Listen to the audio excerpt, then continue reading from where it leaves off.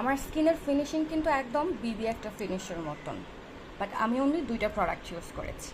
কজারেক্সের এই পাওয়ার এসেন্সটা ইউজ করেছি, আর হচ্ছে এই সিক্রেট টোন আপ সানস্ক্রিনটা ইউজ করেছি। এই সিক্রেট টোন আপ সানস্ক্রিনটা আপনাকে একটা বিবি ফিনিশ দিবে, প্লাস সান থেকে প্রোটেকশনও দিবে। এখন এর উপর আমি ইউজ করব হান্ডিয়ানের ব্লাশ।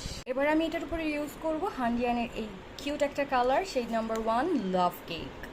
এটা কিন্তু খুবই দারুণ একটা শেড। আর আমি কিন্তু কোনো ভিডিও এডিট করছি না, কাট করছি না, কোনো কিছু না, আমি কিন্তু একদম র ভিডিও বানাচ্ছি অ্যান্ড রভাবে আপলোড দিব।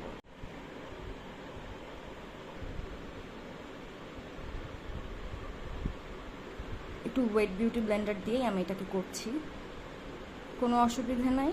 বিবি ক্রিম উঠে মানে আই মিন সানস্ক্রিন উঠে যাবে না। লুক, এটার ফিনিশিংটা দেখেন কি সুন্দর একটা কালার দিছে। লুক, আমার এই পাশের পাশটা দেখেন আর এই পাশের পাশটা দেখেন, কি সুন্দর একটা ফিনিশিং দিছে। জাস্ট লুক, আমার দুই পাশেই কিন্তু গ্লেজ দিচ্ছে। হান্ডিয়ানের এই ব্লাশগুলোর ভিতরে একটু করে শিমার অ্যাড করা থাকে, যে কারণে আপনার ইউজের পরে খুবই গ্লাসি লাগে। আমার নোজ, আমার দুই পাশের চিক কিন্তু খুবই গ্লসি লাগছে। এবার আমি ফুল ফেসটাকে সেট করে নেব একটা পাউডার দ্বারা, তারপরে আমি আসতেছি আবার। So this is my final look.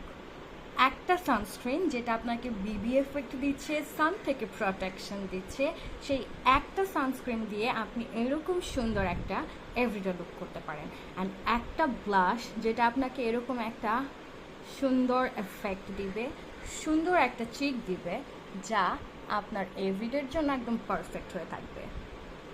Isn't it look pretty?